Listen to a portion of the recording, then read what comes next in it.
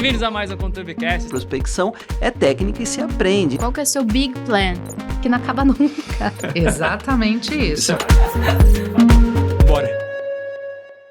Bem-vindos a mais um ConturbiCast, seu podcast sobre marketing, empreendedorismo, liderança. E hoje eu tô com o Matheus Amaral, que é gerente de marketing e brand experience da Ford. Seja bem-vindo, Matheus, tudo bem? Tudo ótimo, Doug. Prazer estar com vocês aqui, uma honra participar e trocar um pouquinho aqui com vocês. E quando você entrou na Ford, como foi essa história, cara? Que você contou ali nos bastidores, eu achei legal, assim, velho. Que você começou, muito cedo, né? Cara, eu entrei na Ford com 19 anos de idade, Doug.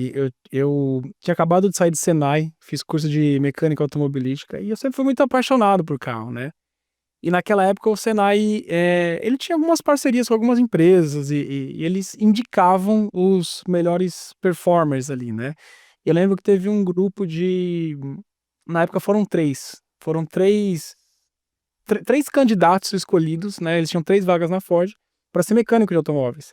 Eu tinha 19 anos de idade, estava me inscrevendo na faculdade de engenharia.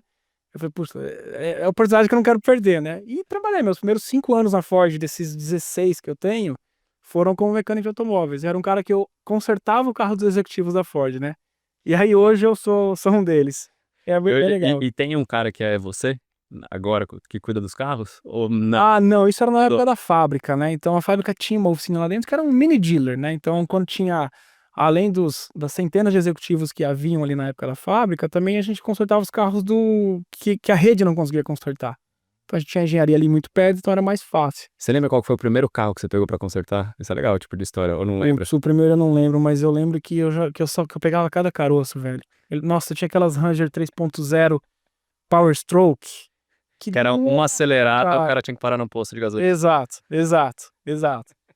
Tinha uns brinquedos divertidos ali, viu? Mas é bom, ganhava casca.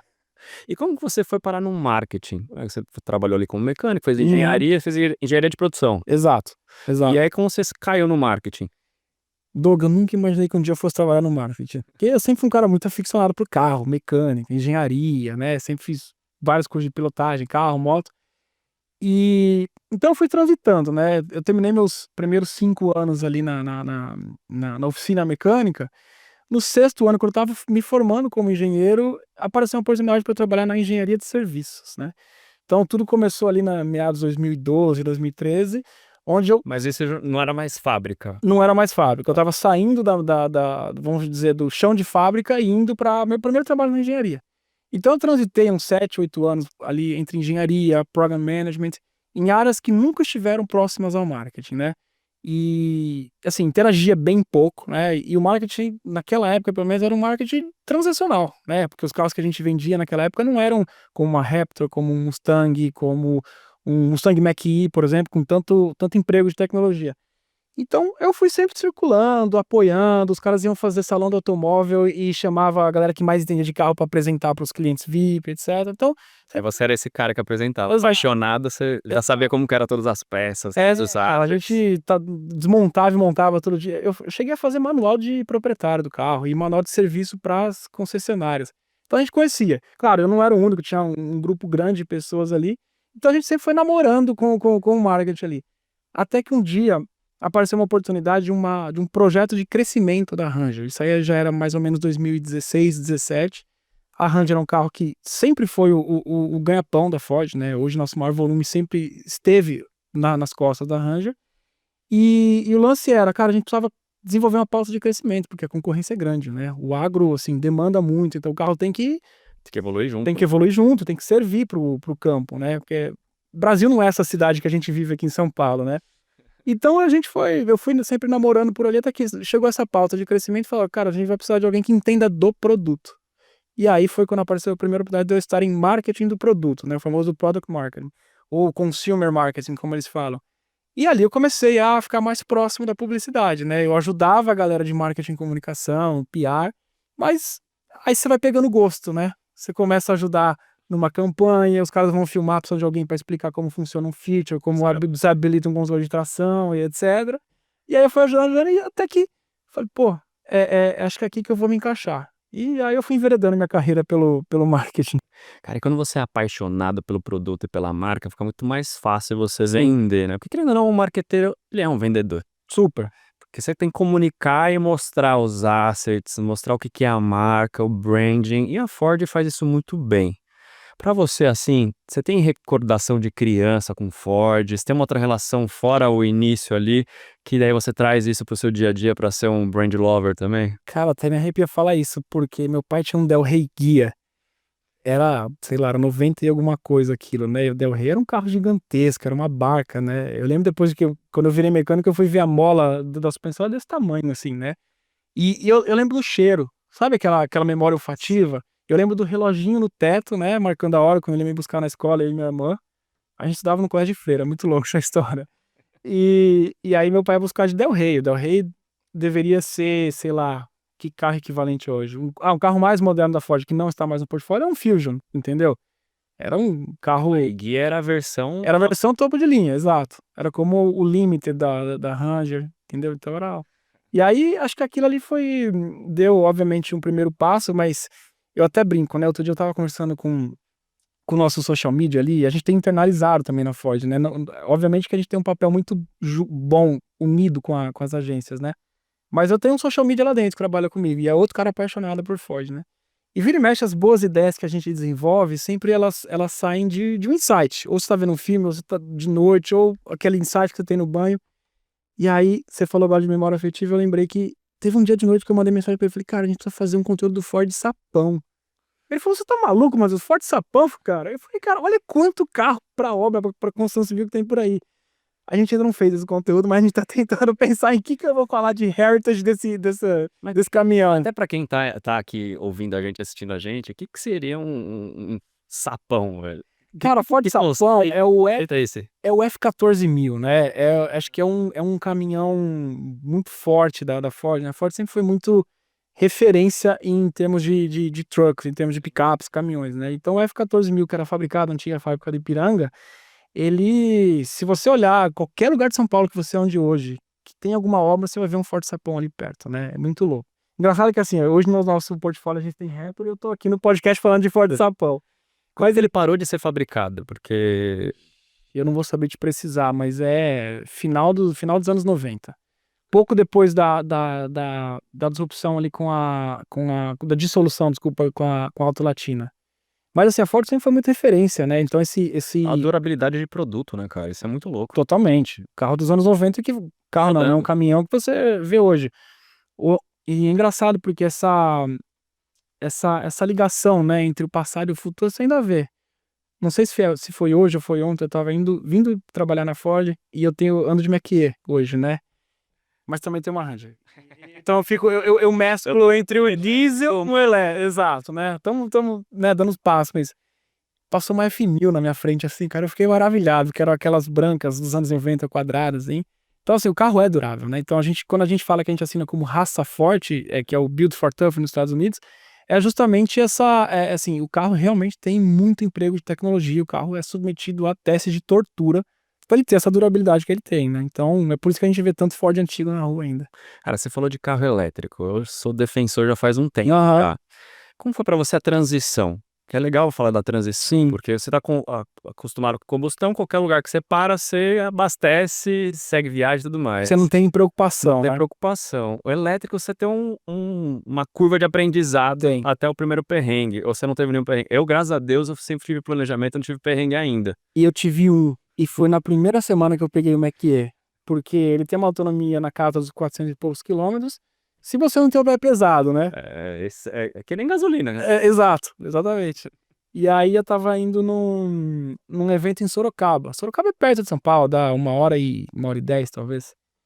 E, sei lá, acho que eu saí de São Paulo com a bateria nos 80 e alguma coisa por cento. Eu voltei perto de 20. 20 é muito seguro. Hoje eu tô chegando, às vezes, no escritório da Ford pra reabastecer, né, na tomada, com 7% de bateria, né? Eu nunca cheguei nessa, eu não tive coragem, né? Você vai suando frio até sair. Mas quando eu tava perto de 20, eu falei, cara, acho que não vai dar. É porque você começa a olhar pra bateria, pro status dela, vai caindo, aí você entra em Desespero. desespero. Hoje não, você nem olha, você só vai olhando pra autonomia, olha de vez em quando, começa a deixar ele mais no freio motor ali, né? O Mach-E, ele tem um recurso que é o One Pedal Drive, e eu não gosto desse recurso porque ele freia demais, você fica dando cabeçada assim, né? Preferi no Você sabe drive. que economiza muito bateria, né? Muito, muito, muito, Recarga. exatamente. Ele ajuda o dínamo a recarregar mais rápido. Eu tentei uma vez, logo na primeira vez, quando você pega o carro, você deixa no Ampere Driver, você fala, cara, nossa, que chato. Depois você se acostuma, é estranho pegar um carro que não tem. Porque você tira o pé que o carro vai. Aí você fala, ixi, vou bater. Eu vou bater. É bem isso. E dessas tecnologias todas, né, a indústria ela vai se preparando de tempos em tempos, tem ciclos. Como que é o ciclo de inovação de carro na Ford? Da necessidade de pesquisas que vocês fazem de produto, né? Putz, agora é mais elétrico ou híbrido, até chegar o produto no consumidor. Porque tem um gap de pesquisa e como Tem. eles planejam isso? Tem. E eu vou te falar que assim, não existe uma fórmula, né? Se a gente olha para a indústria de forma geral e eu vou isolar esses últimos 5 anos da indústria automotiva, né? Sem o advento das chinesas, esse ciclo de vida ele sempre foi. Você planeja o carro nesse ano, você trabalha uma estrutura de custo, trabalha junto com engenharia, manufatura, viabilidade por 1 ano e meio, 2. Os próximos 2 anos você tem ele para trabalhar o go-to-market dele, né? Então, tô falando de quase 4 a 5 anos para você produzir um carro. O lance é que as chinesas chegaram hoje, né? E aí, assim, se eu levar 5 anos para desenvolver um novo carro, tô esquecido no mercado, entendeu? E é engraçado, porque se você pega. Hoje aqui no Brasil a BYD é mais conhecida, né? E eles nasceram com tecnologia de bateria, não de carro, né? O carro veio depois, né? Exato. Então. Eu acho que nem foi o carro, né? Acho que primeiro foi ônibus, né? Eles Foi ônibus. só teve ônibus, depois eles partiram para carro. Eu me lembro de em 2019, 18, eu ter ido naqueles. Não era salão do carro elétrico, mas era um micro salão que tem um desses espaços de evento aqui em São Paulo, e tinha o ônibus deles, né? E já tava circulando em frota. Então, assim, tem quase 10 anos essa história. Eles já estavam chegando. Eu lembro que tinha um carro meio conceito deles que parecia um Santana, dos Santanas antigos da Volkswagen. Eles falam, não, nunca vai fazer design, os caras não vão saber. De Exato. repente, Exato. tem que E mudar olha toda os a carros que eles têm, entendeu? Então tem carro que você olha da BYD que você olha hoje e fala, é um Tesla ou é um BYD, né? Eu acho até a melhor qualidade do que Tesla. É porque os chineses, eles têm esse lance, né, de achar que o produto não é de qualidade, mas hoje se passou. Você olha o nível de sofisticação que esses caras têm, assim, é muito competitivo. E quando você fala de bateria, a produção, vocês estão fazendo bateria para os carros ou é chinês também? Porque a tecnologia é toda deles, né? Tem muito estudo, tem muito desenvolvimento em colaboração. A Ford já fez isso até com a Toyota há um tempo atrás, não é muito recente essa história. Mas o desenvolvimento de baterias tem parte da engenharia, mas obviamente com colaboração de quem dá mais escala, que obviamente são as manufatureiras chinesas. Não tem como. E falando de estratégias, a Ford recentemente, faz o quê? 2 anos, ela fechou as fábricas aqui no Brasil. Foi 2, 3? Foi em 2021. 21, 3, 4 anos. 4 anos, 4 nem anos. parece. Nossa, parece que foi ontem, né? E aí, como que foi essa transição, né? De ir para fora e virar tudo importado agora, porque a gente vira importado, para vocês de comunicação, de legado, como que foi essa transição? Acho que essa foi o maior desafio da vida profissional de cada funcionário da Ford Motor Company, Doug, porque você mexe em tudo, né? Você mexe no volume da engenharia, você mexe na tecnologia que a engenharia trabalha, você mexe na cadeia de vendas, que estava acostumado a vender no volume, a vender no retail, e hoje ele passa a ter um carro e treinar uma rede que era mais de vender na transação rápida, no desconto, no bônus, no estoque, para vender um carro que tem valor agregado muito mais alto. Então, assim, foi uma bomba atômica que foi aterrissada na Ford Motor Company em 2021. Esse momento eu não estava, né? Mas enfim, eu sempre acompanhei, porque eu saí da Ford e voltei. Eu vou te contar um pouquinho desse. Legal. Acho que a gente conversou sobre isso, Sim. mas enfim. O grande lance ali é como é que você sai de uma marca transacional. A primeira marca que chegou no Brasil, em 1919, é lembrada. Se você fala de lembrança de marca hoje com o consumidor, o cara vai lembrar do Del Rey, como eu falei, o carro do meu pai, o Escort XR3, o Escort Santana Guia. que falou. Exato, o Santana da Volkswagen tinha na época do Versalhes e Apollo, na época da Auto Latina, EcoSport, Fiesta. Então é muito difícil, né, você falar assim pro consumidor, tá bom, fechei fábrica, agora eu vou trazer carro que aporta mais valor para você, que não é só um meio de condução. É muito difícil, né, porque o cara que comprou o EcoSport na semana anterior e viu a fábrica fechar, Eu falei, pô, eu não vou ter peça e não sei o que lá. Então, gerou-se um conflito, né? E não podemos deixar de dizer que grande parte da mídia sempre foi muito ardilosa, sempre trabalhou em cima do bait, né? Então, Ford fecha, Ford sai do Brasil. Se você jogar no Google Ford, algumas das pesquisas ali abaixo, no alto fio, vai aparecer Ford sai do Brasil. Ford nunca saiu do Brasil. O lance é que ela se reestruturou. Ela saiu de quase 300 concessionárias, baixou para pouquinho menos de 100. Hoje a gente está próximo a 130, com fila para ser concessionário Ford, porque o cara voltou a ganhar dinheiro. Né? Então, teve um momento de transição de dar 2 passos para trás para poder dar 3 para frente, né? E esse é o momento que a gente vive hoje. Então, naquele momento, você reestruturou toda a empresa, né? Imagina, você fechar a fábrica de São Bernardo, você fechar a fábrica de Camaçari, fábrica de motores em Taubaté, que fabricava motor para o pós-venda e para a produção também. Então, era muita coisa mudou, né? Desligamento de funcionários, muita Acho que é cadeia de fornecedor. a pior coisa de notícia, né? Porque sempre impacta quanta gente foi demitida Exato, e tal. exato. Mas o tanto de outras coisas novas que você gera quando a empresa tá reestruturando também. E aí nunca vira notícia isso, né? Não, isso não. Isso aqui não vale, né? Porque ninguém vai clicar, né? O brasileiro, lamentavelmente, ele se nutre de notícias não tão benéficas para a sociedade, vamos dizer assim. Exatamente. Então, foi complexo. A gente ainda vive esse momento de não estamos nos reestruturando, a gente já se reestruturou. Sim. Quando a gente olha para as nossas pesquisas, a gente vê que o que a gente ia alcançar em 10 anos, a gente alcançou em 3. Mas assim, ainda a gente olha para baixo, a gente já subiu muito nesse morro. Mas quando a gente olha para cima, ainda tem muita escada para subir. E é natural, faz parte, a indústria está sempre em transformação, né? O bom é que é 4x4, né? Então fica mais fácil. Então vai, bloqueia o diferencial e sobe, né? E falando de 4x4, também teve, além dessas estratégias todas, essa eu escutei bem antes de fechar as fábricas aqui, no alinhamento de trabalhar só com trucks.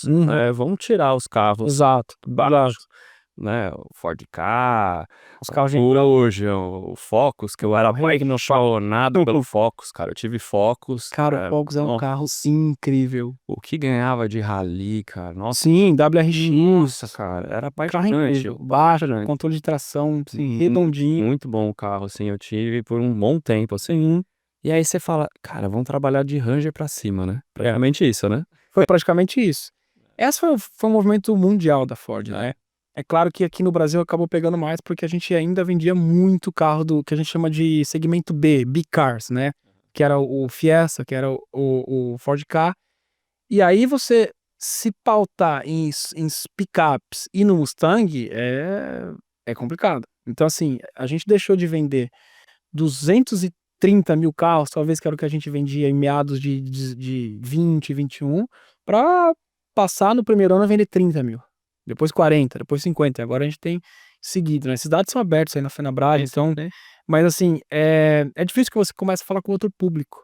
Então, quem falava assim, para grande massa, né? Para quem estava no projeto agro da Globo, você começar a trabalhar agora com mídia de precisão para você ser sniper no target, é uma mudança abrupta, né? Então, para nós do marketing, para o mercado publicitário, muda muito.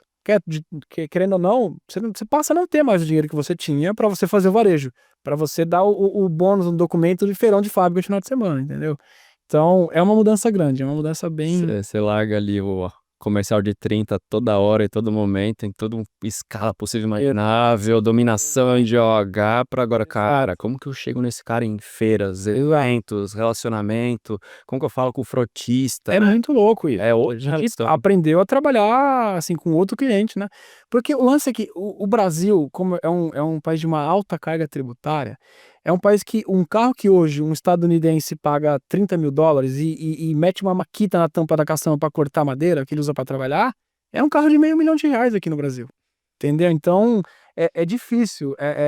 Você pega um produto que lá fora ele é praticamente mainstream e trabalha ele aqui, e é difícil porque assim, a gente não quer trabalhar ele como mainstream, porque nem o cara que pega metrô, o cara que tem um salário mínimo, não vai comprar uma F-150.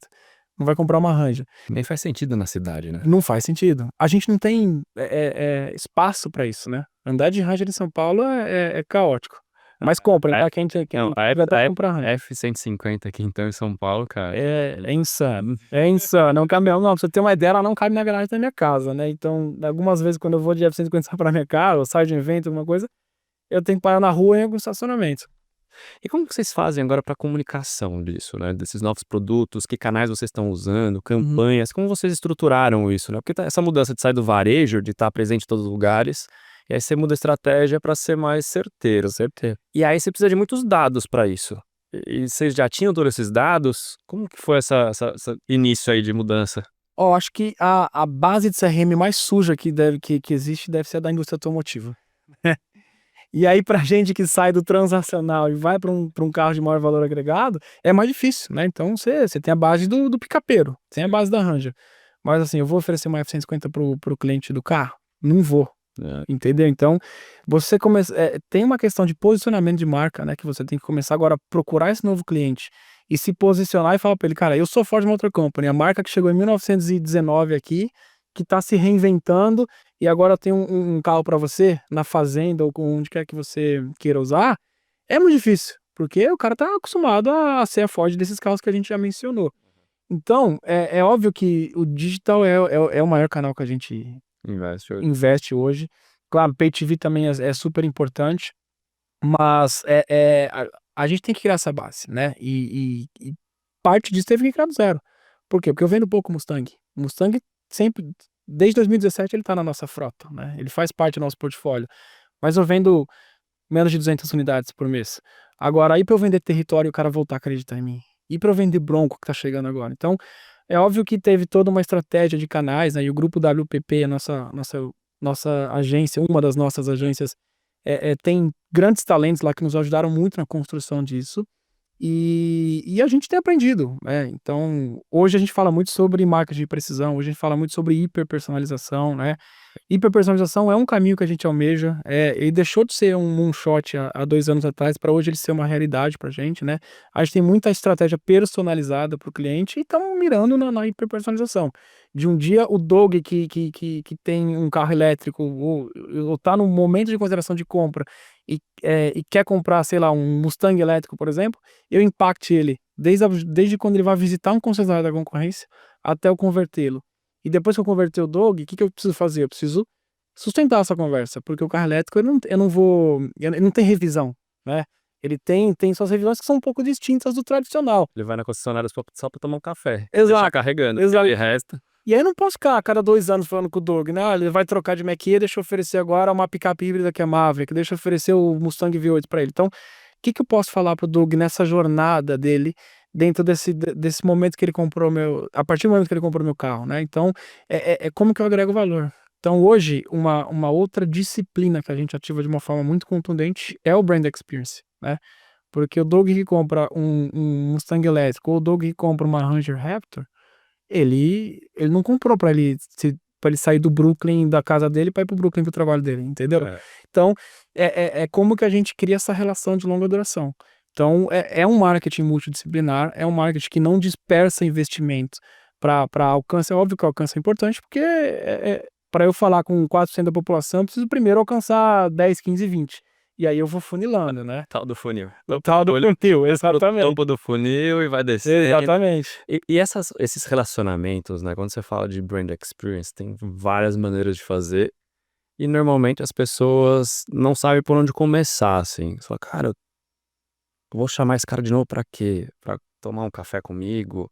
Vou fazer um evento, chamar um monte de gente, cara pra conversar, né? Cara, vou criar um grupo, uma confraria, vou fazer um podcast com brand lovers. O que vocês pensaram, assim? Como que é esse fluxo de pensamento de experience? É interessante, porque a gente nunca tirou o pé, por exemplo, de feiras agro, né? Nosso circuito de feiras agro ele é muito grande, ele começa em fevereiro e vai terminar só lá no final de agosto. Só que esse vamos chamar de pão quente, né? Onde ele é mais transacional. Onde o cara vai comprar 1, 2, 3, 4 Rangers, ou numa feira agro como AgriShow, chega a vender 900 Rangers, né? Esse é um brand experience que eu realmente tenho que estar lá, mostrar a fortaleza das picapes, fazer uma pista off-road boa pro cara entender a capabilidade do carro. Mas ao mesmo tempo, como é que eu vou conversar com o cara do Bronco, né? Como é que eu vou conversar com o cara da Territory? Então, a gente tem desenvolvido alguns brand experiences internos hoje na Ford para eu trazer essa comunidade, né? E óbvio que o social media ele ajuda a alavancar, ele ganhar esse awareness e mostrar, cara, olha a experiência que vocês foram fazer com o Bronco ou com a Maverick, que foram 2 brand experiences muito recentes que a gente fez, que eu te conto aqui. que a gente fez com Brand Lovers, né? Então a gente tem um grupo chamado Ford Nation, que é basicamente apaixonados pela Ford, que advogam pela Ford gratuitamente. Comunidade mesmo. Comunidade, que a gente foi mapeando, né? A VML foi encontrando essas pessoas nas suas redes sociais, que é o fulano da Ranger 4x4, o outro é o Ranjão Caipira, então tem vários desses aí. E como você gerencia isso? Até antes de você continuar falando, porque Aham. quando a gente fala de comunidade, o cara fala, não, tem comunidade, tem um pessoal que me segue no Instagram. Eu falei, cara, isso não é comunidade. Isso é Aí- follower, né? Aí tem outro cara que fala, não, tem um grupo de WhatsApp. Eu falei, também não é comunidade, né? Não confunda as coisas. Exato. Né? Mas como que vocês fazem isso? Porque é um CRM ativo, né? Muito ativo. Você tá ali presente, nutrindo esses caras, e os caras são apaixonados, eles querem participar de eventos, querem estar presente, mostrar que tem Ford. Exato. Essa é uma dificuldade, Doug, porque assim, quando a gente traz esse cara pra dentro de casa, pra falar com a gente, pra inicialmente dar o primeiro passo no nosso grupo de WhatsApp pra gente começar a nutrir de informação, esse cara vai querer sempre mais. Porque ele vai mostrar o que ele fez lift na Ranger dele, ou ele vai mostrar que ele trocou o pneu do Bronco. E aí a gente chama eles pra um festival em Interlagos, por exemplo, só que tem gente que mora no interior do Brasil, não de São Paulo, e o cara não consegue. Então, nutrir essa comunidade é muito difícil, né? E a gente não formou uma comunidade para eu dar desconto em peça ou para eu dar desconto em carro. Não É é para isso. quem é apaixonado, esse não é o propósito. Então, a gente usa sempre dessa base de CRM, desses caras, para estar perto quando eu tenho um evento próximo à região dele. Então, eu tenho, sei lá, um Churrasco on Fire, que é um evento que a gente patrocina com o Fernando de Sorocaba. Ah, ele vai ter em interior do Paraná. A gente já sabe quem são os nossos brand lovers que estão lá e a gente leva eles para ter uma experiência, conhecer o camarim dos caras. Então, obviamente que existe o grupo de WhatsApp, é inevitável.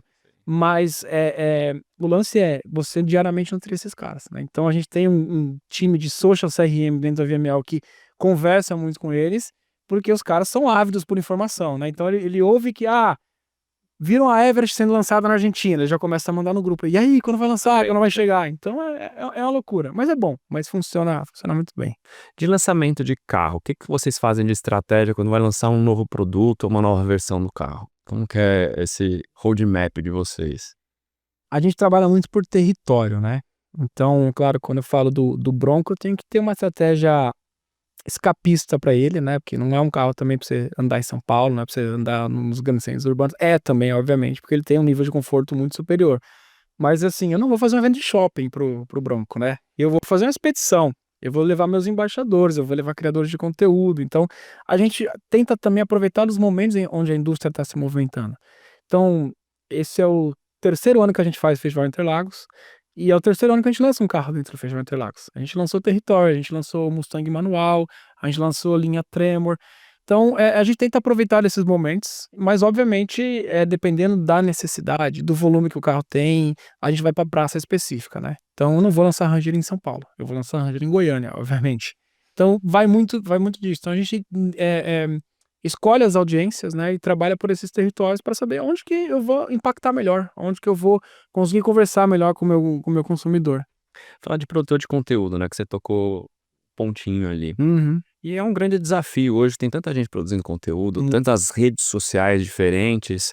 Quando vocês escolhem os produtores, como vocês fazem, assim? Se é uma estratégia que dá para abrir aqui pra gente. Cara, essa disciplina de social, produção de conteúdo, é uma coisa que a gente olha com muita lupa lá dentro, né? A gente tem time, mas tanto eu quanto o Marcel, que é o nosso diretor de marketing para América do Sul também, ele gosta muito disso aqui. Então, primeiro você tem que ser apaixonado pelo tema e trazer alguém que seja apaixonado pelo tema também, né? Então, foi-se o momento onde a gente só trabalhava com as mesmas produtoras ou com os mesmos criadores de conteúdo, né? Hoje a gente está muito conectado com essas pessoas, né? A gente está nos eventos, a gente se relaciona com eles, então muitos desses caras batem na nossa porta. E outros a gente obviamente mapeia, porque vê eles produzindo conteúdo, né? A gente tem até um exemplo aqui que a indústria automotiva não esteja vendo o que eu tô falando aqui, tá? Que é o Pedro Espina, que é um cara apaixonado por carro. O cara é apaixonadíssimo, é um cara que, assim, a gente se conheceu através de um ciclo de relacionamentos que eu e ele temos, alguém deu meu contato pra ele, a gente começou a conversar, e foi bem numa época que eu tava viajando acho que eu tava de férias, foi no ano passado, e eu não conseguia respondê-lo. E aí eu falei pro Lucas, que é nosso social media lá dentro, né, que cuida de Mustang e de outros produtos, falei, Lucas, fala com esse cara, porque eu tô vendo uma estrelinha nele aqui, esse cara entende muito. E aí o Lucas chamou ele pra testar, produzir os primeiros conteúdos e bombou. por quê? Porque o cara, além dele ser um bom produtor de conteúdo, ele é conectado com o tema. Então, Ele apaixona. ele e a gente se apaixonou pelo trabalho dele. Então, ele é um cara que tá muito próximo. Assim como as grandes produtoras que trabalham com a gente. Então, a gente acaba escolhendo quem realmente é conectado com o tema. Porque saber abrir câmera, saber escolher a lente perfeita para a luz específica, tem milhares.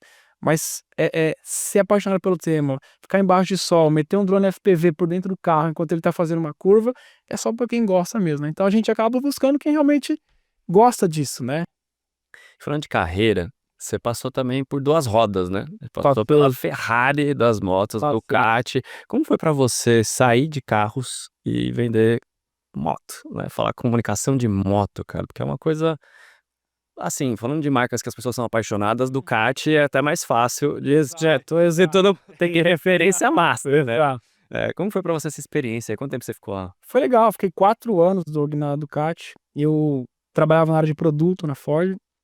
Eu era um analista de marketing de produto quando a Ducati do Brasil me chamou para abrir a área de marketing de produto lá dentro e tocar o pós-venda também, né? Porque eu já trabalhei muitos anos no pós-venda da Ford, então é uma empresa mais nichada, né? Um segmento menor, o volume dessas motos premium é muito inferior ao volume de carros, e a Ducati é quem concorre com o BMW, né? Com o BMW Motorrad. Então eu falei, cara, acho que vai ser um desafio interessante, vou testar. Suei frio, acho que foi a decisão mais difícil que eu tomei da minha vida. Falei, vambora, vamos pra lá. Você já tava com quanto tempo de Ford? Eu tava com 14 naquela época. Nossa. Aí eu falei, e eu tinha acabado de sair no melhor momento da minha carreira. Eu tinha acabado de lançar a Ranger 2019, se eu não tô enganado, em Goiânia, com o show do Leonardo.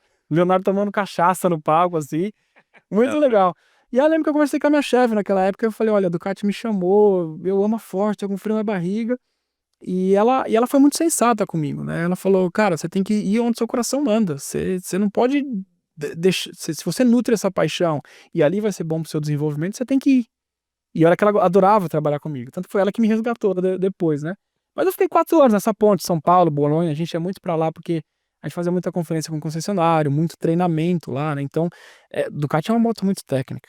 A Ducati tem motor contrarrotativo, né? Então, assim, o virabrequim gira no sentido contrário, né? Pra você dar equilíbrio dinâmico pra moto e você conseguir fazer curva melhor. É muito louco, é insano, é uma engenharia maluca, assim. E eu fiquei 4 anos lá, adorei. Trabalhei, assim, lancei muitos modelos aqui junto com a equipe. Mas eu também passou 4 anos, né? Essa indústria é uma que você se dá um sprint muito rápido e daqui a pouco você fica naquela curva, não na curva, platô, né? né? No platô. E foi quando a Ford já estava nesse momento de reestruturação, agora já sabemos quem somos, quem que é o nosso posicionamento.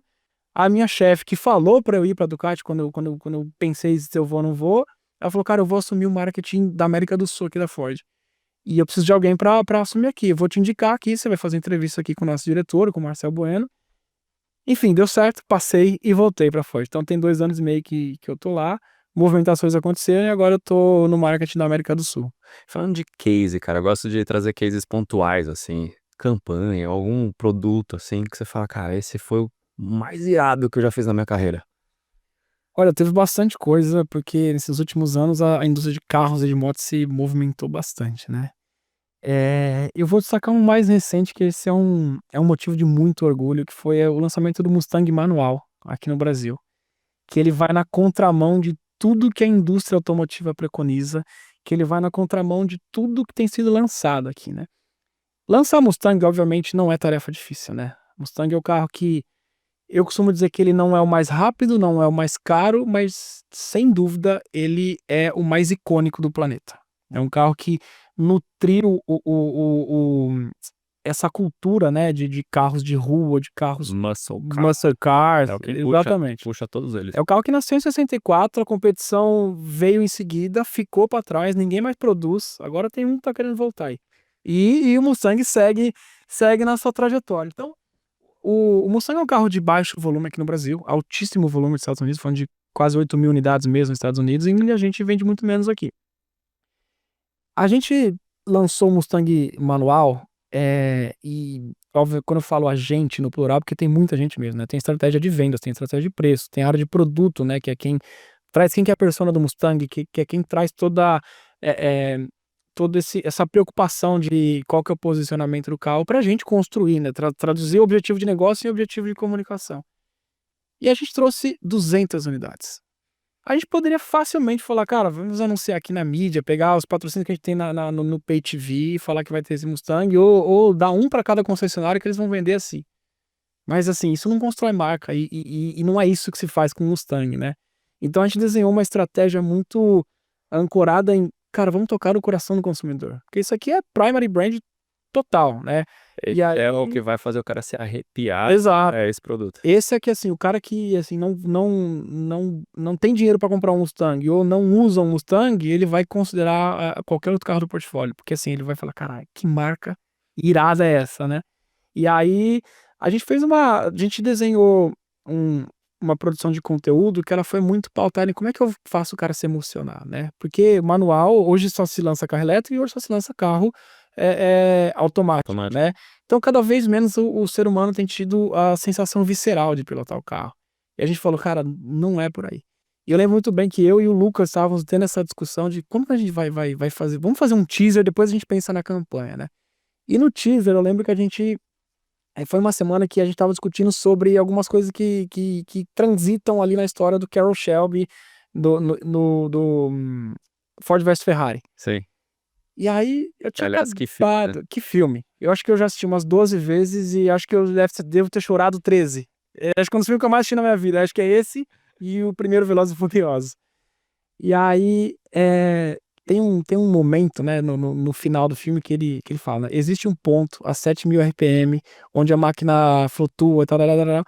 Aí eu falei, Lucas, vamos fazer uma parada assim. Aí o Lucas, puta, irado. E aí ele começou, e o Lucas é um gênio com essas coisas. Aí ele começou a trabalhar em cima desse roteiro, dessa ideia aqui, e fomos fazendo. E aí, enfim, fizemos um filme com o Pedro Espina, que é esse producer muito bom, mostrando que, assim, cara, o Mustang, ele é um carro que ele não tem um prompt pra ele, né? Aqui tudo é visceral, tudo é manual. Então, é pra você sentir. E o filme, eu convido vocês a procurar nas nossas redes sociais, o filme, ele conta muito essa história do seu prazer de sentar no carro, pisar numa embreagem dura, trocar a marcha e, assim, e sentir esse prazer de você ter o carro no seu controle. Cara, esse vídeo deve ter dado, acho que, 12 milhões de views orgânicos, assim, foi um negócio absurdo. Orgânico. Orgânico no dia de hoje, onde o algoritmo da Meta nos lima 1,5%, se ele é mais ou menos, Se entendeu? vê que é Ford, ele já te lima, né? Quer ver perfil? marca? Quer marca? Quero dinheiro. É tipo uma máquina de caça-níquel. Exato.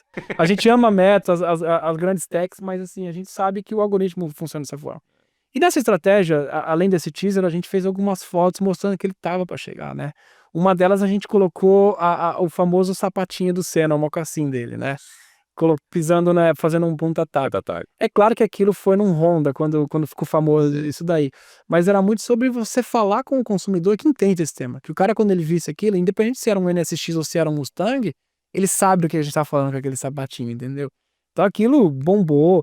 Assim, teve cliente que ligou puto da vida de que não conseguiu comprar seu Mustang, porque a gente selecionou quem ia comprar.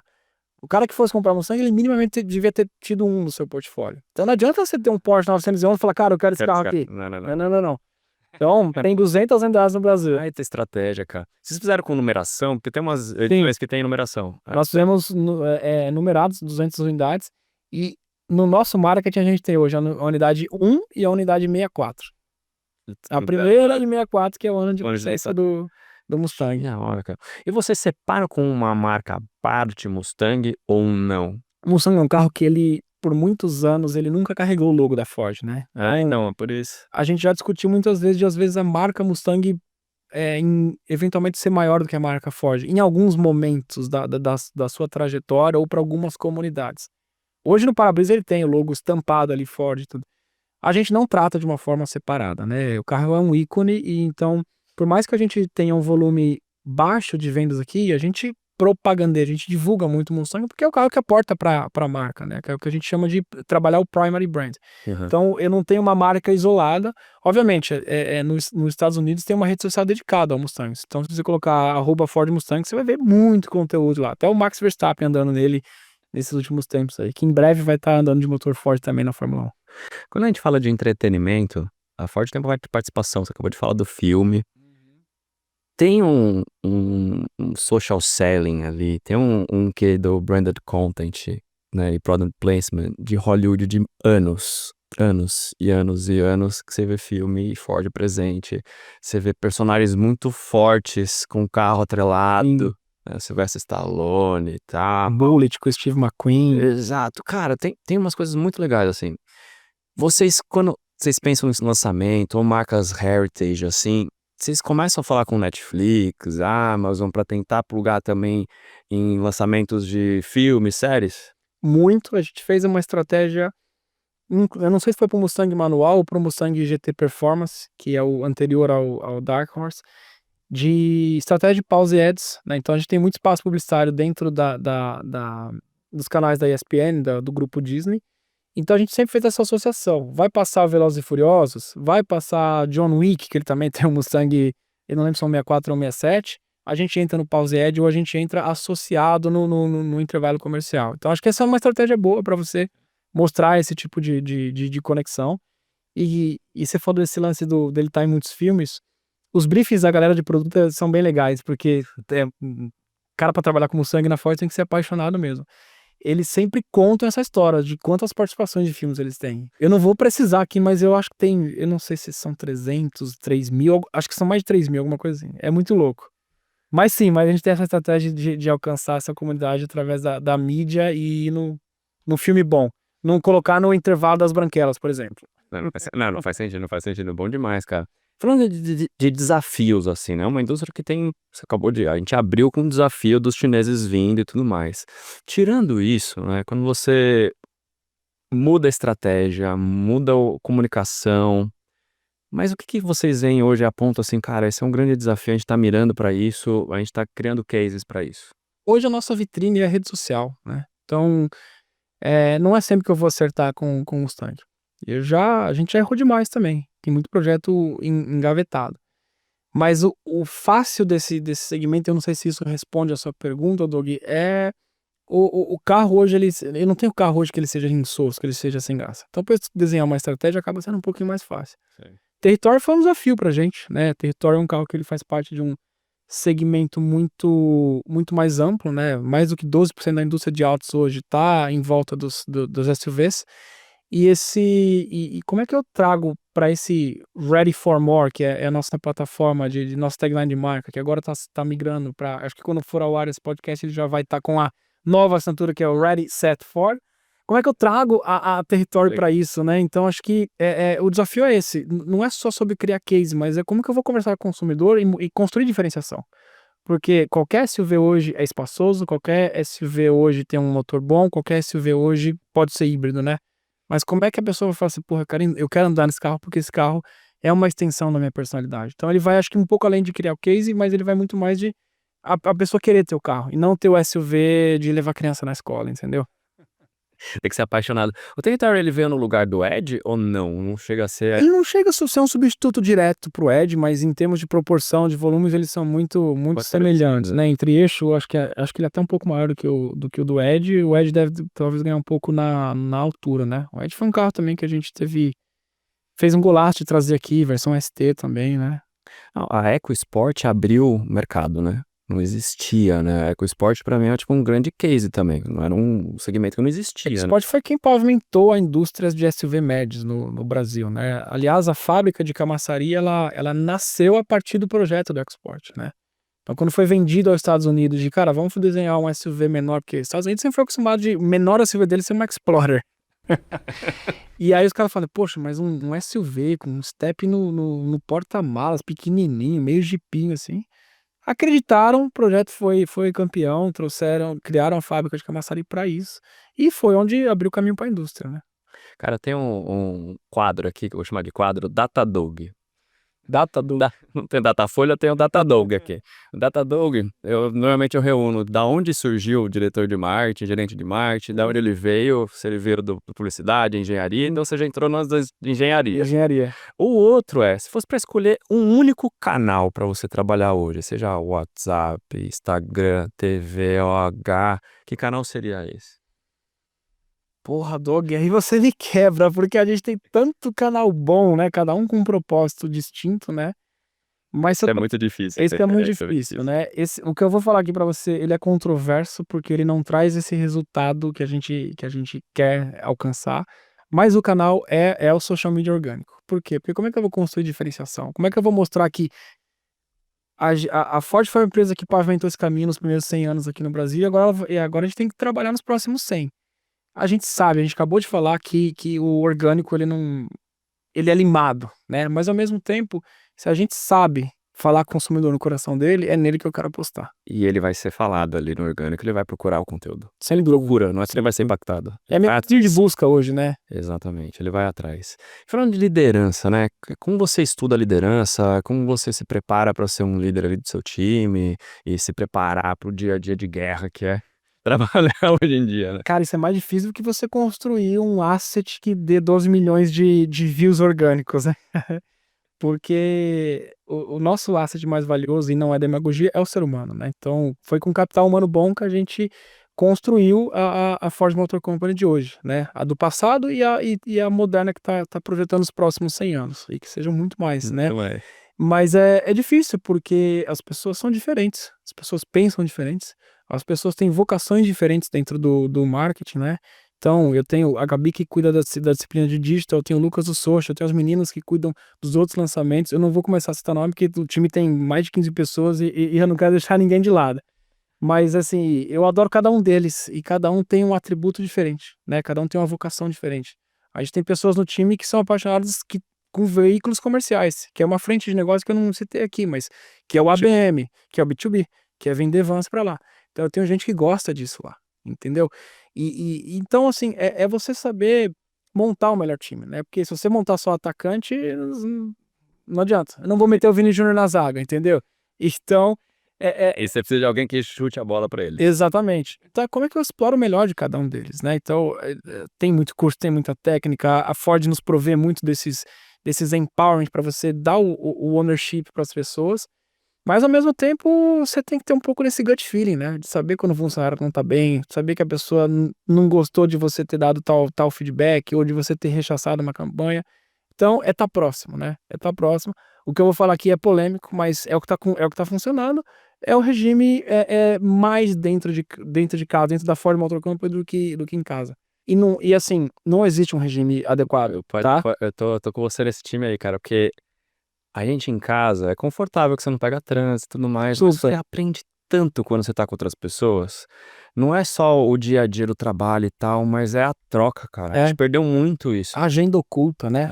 É, Você encontrar um profissional que você está indo no café, fazer aquela resenha de 5 minutos, de 2 minutos, de putz, você viu isso, você viu aquele mês, você viu aquela coisa. Então, isso funciona. Cara, na Ducati funcionava melhor quando eu estava em casa. Porque eu era mais comercial. Então, assim, não existe um regime adequado. Mas não, hoje, casa a casa. para Ford Motor Company, que lançou 7 carros esse ano, estar ali do lado um do outro tem funcionado, entendeu? O trânsito é chato, a gente odeia esse trânsito de São Paulo. Muitas vezes eu deixo o Ford na garagem e vou de moto trabalhar.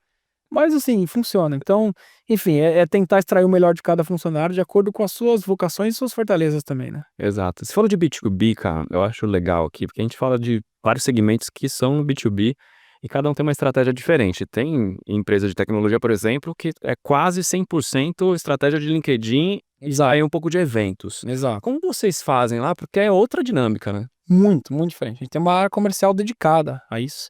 Dedicada a falar com a Localiza, dedicada a falar com as mineradoras, dedicada a falar com as DHL, Correios, enfim, Mercado Livre. Então, é um marketing baseado em contas, né? O que a gente aprende na publicidade. Tal do AB. Tal do ABM Marketing. Eu tive que aprender depois porque eu não aprendi isso na escola de engenharia, né?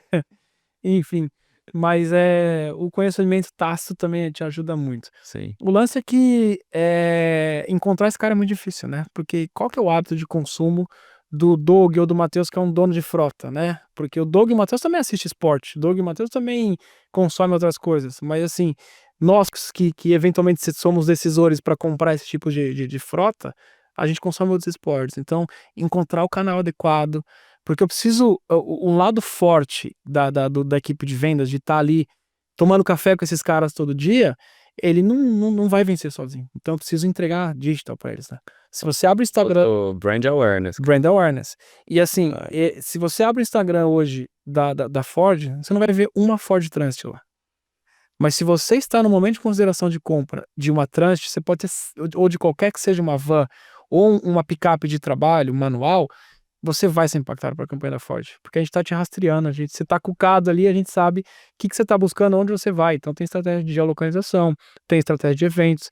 A gente participa de muitas feiras segmentadas também, né? Então, feira de mineração, feira de ABLA, né, que é de segurança pública, a gente participa de feira de transportes, né? Esse ano não, ano que vem vai ter Fenatran de novo, então a gente acaba estando presente nisso aí. Então é um trabalho complementar, mas ele é dificultoso, porque encontrar esse cara é muito mais difícil. Ele tá escondido, né? Tá escondido. Porque não é Não um acha ele nem no decisor. TGI, nas pesquisas.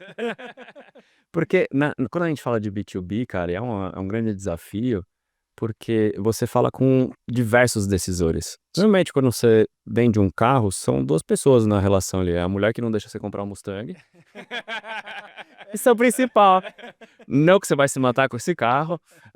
E você que tá com o poder de compra ali, ou se você tá solteiro, você tem o poder sozinho de decidir. Exato, aí é mais fácil. Agora, quando você vai comprar uma frota de 500, né, carros, por exemplo, você tem, cara, compliance, Muitas variáveis. jurídico, e são Legislação para você ter um requerimento específico de carga, de tração. Então você tem que ter um time muito bem treinado e para achar todo mundo, realmente é recall de marca. E aí o pessoal acha que não tem nada a ver uma coisa com a outra. Você vendendo mais carro, mostrando a sua marca, com certeza vai ajudar você a vender também a sua frota. Sem dúvida, né? Porque é sobre credibilidade. E o cara que for comprar uma frota grande, ele não quer um carro parado. Você não substitui por um Uber. Você não substitui por nada. Então, é difícil. A gente tá muito no LinkedIn também, construindo frequência, né? E buscando recência, né? Ou seja, eu quero que o cara interaja comigo. Eu quero saber qual que é o comportamento desse consumidor. Porque, e pra gente ainda é mais difícil, porque imagina, o cara que consome, vamos dizer, o Matheus, que é o cara que é um comprador de uma frota, né? Eu vou lá, eu gosto de esportes, eu gosto disso, aquilo, pô, pesquisei Van, pesquisei Ranger XL, Ford me cucou, agora tá me entregando isso daqui. Impactado. Tá impactado. Eu vou falar pro meu chefe lá, ó, vamos comprar atrás, vamos chamar esses caras pra perto aqui. Comprei, mas depois eu vendi no CNPJ, entendeu? E aí como é que eu continuo essa conversa com esse cara? Porque agora eu tô conversando com a empresa ali, mas os decisores, os Mateus, os Douglas da vida que trabalham com isso, é muito difícil achar. E manter essa relação com eles. É por isso que o ABM é tão importante ali, que você tem que manter esse cara no dia a dia. Super. As pessoas acham que depois que eu vendi, vai pro pós-venda, porque se tiver algum problema, ele resolve no pós-venda. Não, cara, o relacionamento continua, porque ele vai ter que trocar em algum momento. Sem dúvida. Se você não fez esse relacionamento, alguém vai fazer por você. E alguém vai fazer pra você. Alguém vai chamar o cara pra tomar um café e falar: ei, você não tá na hora de trocar essa Ranger, entendeu? Assim como a nossa equipe de venda fala, não tá na hora de trocar esse Chevy, S10, essa Hilux, entendeu? É natural. E assim, o carro tem que trazer resistência, credibilidade, mas a equipe de vendas tem que estar ali pra falar: ó, tá na hora de trocar, trazer um pacote de benefícios em termos de custo de revisão, custo de manutenção, e as demais, nessa linha ainda que a gente está falando sobre a gente chama de Ford Pro, essa divisão de veículos comerciais, né? E o Pro é muito sobre a produtividade, né? Então a gente tem elementos ali que contribuem para isso. Não é só o carro ter tração traseira e câmbio automático, que é o único no segmento hoje no Brasil, no dia que a gente está gravando esse podcast, Isso aí. que tem essa combinação. Mas o Ford Pro tem pós-venda, tem eletrificação, tem gestão de frotas. Então, todo esse suporte pro frotista. Então, é um trabalho que não é De negócio. um parceiro de negócio, entendeu? Então, tanto que a gente assinava no passado como seu negócio em movimento, porque, de fato, a gente também tem que se movimentar como esses caras, a gente tem que estar acompanhando, porque fazer preço na hora de vender é fácil, mas depois você dá conta desse cara e ajudá-lo a construir seu negócio, porque... É onde ele vai ter a percepção de valor, é ali. Exato. É ali, é nessa entrega. E falando de percepção de valor e de como você, como líder, aprende a gerar valor e tudo mais, eu gosto de fazer um raio-x aqui de como você ganha conhecimento, né? Onde você busca novos assuntos, mudar esse seu radar assim para ver, cara, referências e tudo mais. Onde você busca conhecimento, Matheus? Eu escuto muito podcast, eu converso com muita gente da indústria, eu venho em podcasts aprender também, trocar. Mas o fato é que assim, a gente tem que saber aproveitar os poucos momentos que a gente tem disponíveis na nossa agenda, né? Então, o único benefício que o trânsito de São Paulo me dá é de eu poder ouvir 2 a 3 podcasts por manhã, quando eu tô indo me deslocar até a Vila Olímpia para ir trabalhar na Ford.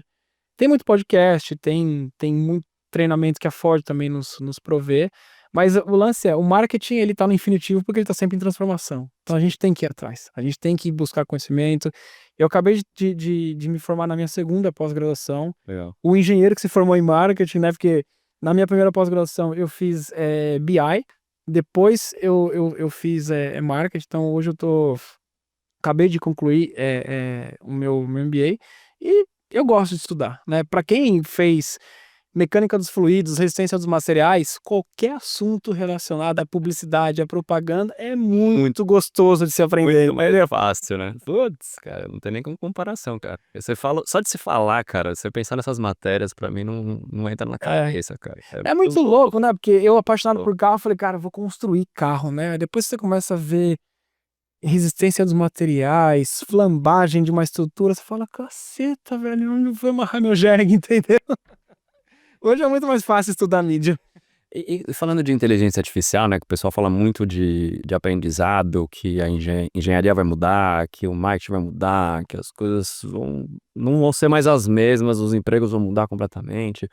Hoje, quando fala de IA lá para vocês, como vocês têm de compliance ali, modus operandi de trabalhar com IA, onde vocês podem usar, o que vocês usam, como que vocês estão trabalhando hoje? A gente está num momento importantíssimo disso, né? Onde ainda não tem tanta legislação sobre isso, né? É quase que bet, né? Guardadas as devidas proporções.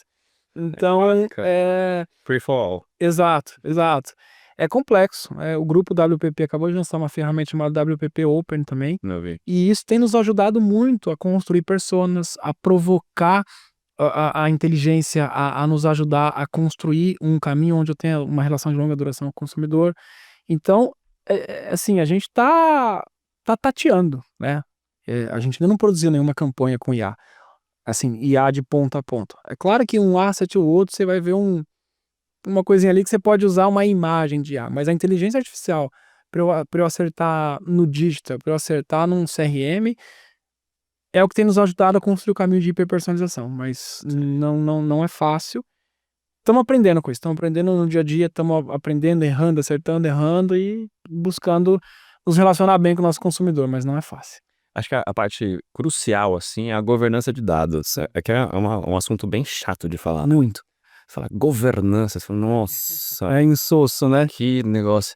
Mas nunca foi tão falado, né? Se você não tem os dados organizados, você não tem um jeito de setar isso, de compliance mesmo, cara, de risco, né? Gestão de risco de dados, que pode ter um vazamento e aí você perder tudo que você está fazendo. Totalmente. Então não é simplesmente colocar e plugar a IA ali e achar que vai resolver. E eu nem acredito muito que a gente vai acabar usando tanto para criar assets. Eu acho que é muito para, tipo, cara, o que tá dando certo para eu criar coisas melhores? Claro. Na hora de recomendar, putz, então essa imagem aqui não funciona, mas vamos produzir diferente, em vez de fazer com o IA em si. Mas a IA me trouxe todos esses dados para eu poder treinar e entender. Ah, não, então desse jeito funciona melhor para o visual na rede social. Ah, para hiperpersonalização, por exemplo, na hora de responder um e-mail, que às vezes você recebe a automação que vem com o seu nome errado, ou vem... Famoso CRM fail, né? É o outbound, né? Exato, e com um colchete em volta. Exato, né? Olá, nome e continua. Cara, Acontece isso com o IA vai funcionar muito melhor, né? Muito. Ele vai saber, putz, você comprou seu carro em tal momento, lembra quando você fez isso, quando você saiu da concessionária, você foi vendido por tal pessoa. Exato. A gente vai chegar nesse momento. Assim. Vai chegar e vai parar de ser um CRM sem graça. Um e-mail marketing tradicional, onde eu vendi o carro para você e amanhã eu estou te oferecendo uma revisão, né? Esse lance de dados, ele é complexo. Eu acabei de ver uma notícia que vazaram dados pessoais de pilotos da Fórmula 1 porque conseguiram hackear algum sistema ali eu não sei se é da FIA ou das equipes, enfim. Aconteceu recentemente com a Jaguar também, globalmente. Eles voltaram a produzir? Porque eu fiquei sabendo que a Jaguar Land Rover parou a fábrica, né? Por conta de ataque hacker. Por conta de ataque hacker. Parou por um período, agora não sei se voltaram. deve ter voltado, porque já tem um tempo essa notícia. Mas isso é muito... É dificílimo, e esse lance de construir valor a partir desses dados é muito louco. A gente trabalha, obviamente, com grandes plataformas, onde você tem diversos lakes, onde você... onde a gente está tentando pegar essa grande massa de dados, né? Esse big idea e esse big data e transformar isso em algum valor. Porque você compra o seu carro com o e-mail do Gmail, no ano que vem você trocou ele para o Hotmail, você já trocou de carro, você vendeu o carro para outro, então eu tenho muito e-mail, eu tenho muito, assim, eu tive muitos steps do Dog passando pela Ford, né? Agora, Com dados diferentes. Com dados do Doug. exato. E o que eu vou fazer agora? O que o Doug gosta? Será que o Doug que comprou um Ford Ka lá atrás e gostava de futebol, hoje não tá gostando de, sei lá, de judô, né? Ou não tá gostando hoje de off-road? Então não adianta eu falar sobre futebol com o Doug ou tentar convidá-lo para o evento de futebol se ele não gosta mais, entendeu? Agora eu preciso construir essa jornada. Então a gente trabalha muito forte com Salesforce para isso e é complexo. A gente está buscando integrar o CRM com a rede de concessionários para conseguir reimpactar o consumidor através de uma campanha que você, concessionário, lançou pro consumidor e o cara minimamente interagiu. Então a comunicação vai se perdendo ao longo do caminho, né? Então, como é que a gente junta todos esses dados, toda essa massa de dados, o interesse do consumidor quando o prato ainda está quente, né? E aí tem um lance, não sei se você já deve ter recebido isso. Você tem lá o seu tagzinho de estacionamento, tem carro elétrico há muito tempo já. Aí de repente vem lá, promoção de abastecimento de combustível e gasolina. Fala, cara, na sua base de dados, sabe que semanalmente eu coloco elétrico. E mesmo assim você me manda. Ou às vezes você já deve até ter nem dado opt-in para isso, entendeu? É que é o mais louco ainda, né? Porque essa é uma parte de governança que realmente, quando eu falo de IA, me preocupa mais do que realmente produzir imagens e tudo mais. Sim. Porque é muita coisa de dados hoje. Antigamente a gente tinha problema de dados, hoje a gente tem excesso de dados. E como usar é o X da questão. Exato. Mas assim, eu ainda acredito muito que o IA tem nos ajudado, principalmente para as campanhas digitais. Porque hoje tem alguns parceiros que nos ajudam a construir o asset aonde eu vou ter um maior nível de retenção, né? Então, não é mais só sobre mostrar o carro 3/4 de frente. Não é mais sobre o carro passar na frente da baleia aqui na Faria Lima, escrito taxa 0, 24 vezes sem juros, né? O Bronco, por exemplo, a gente tem um grande parceiro de mídia que eles mostram através de dados todo aquele heatmap onde a pessoa mais costuma olhar. Então, coisas bobas que a gente começa a voltar, passos no passado. Vidmob. Veio aqui no podcast. Ah, já vieram aqui? Legal. Ele trabalha com Vidmob. É legal pra caramba. A gente falou sobre isso pra caramba aqui. Não, incrível. E assim, foi uma aula de falar assim, cara, foquem na roda olha que louco, foquem na roda do Bronco, porque de fato a galera pira. Porque o íncavo do pneu ele é um pouquinho maior, onde escoe a água, o barro, a roda é bonita, tem o cavalinho dando coisa pra cima, e é o que tá dando resultado. Tem a Vidmob, tem GDB, tem SeedTag de geolocalização, tem muitos desses parceiros. Ferramenta não falta, cara. Exato. É só você usar com inteligência. Exatamente. E aí é um bom uso da inteligência artificial. Exatamente. Falando de inteligência, que pra gente chegar na nossa reta final, se fosse pra dar uma mensagem, assim, deixar uma mensagem de legado, assim, pra quem tá entrando no mercado, seja de engenharia, seja pra trabalhar com carro ou marketing, que mensagem você gostaria de deixar aqui? Independente da indústria que você trabalhar, se você tiver o brilho nos olhos, seja gostando de farmacêutico, seja gostando de motos ou de automóveis, isso já é mais do que meio caminho andado. Então, acredite nesse potencial, nessa paixão que você tem. Não é todo mundo hoje que tem o prazer de trabalhar com o que gosta, né? Mas se você tem isso aqui, você pode ter certeza que é meio caminho andado. Então, acredite, trabalhe com consistência.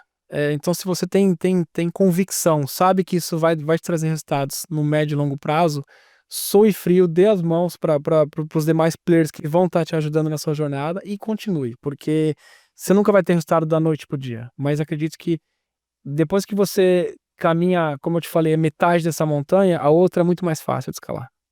Exatamente. Obrigado, viu, pela sua presença aqui, compartilhar sua história com a gente, foi demais, cara. Pô, um prazer, Doug. Brigadaço aqui, uma honra falar sobre Ford, sobre carro, sobre publicidade.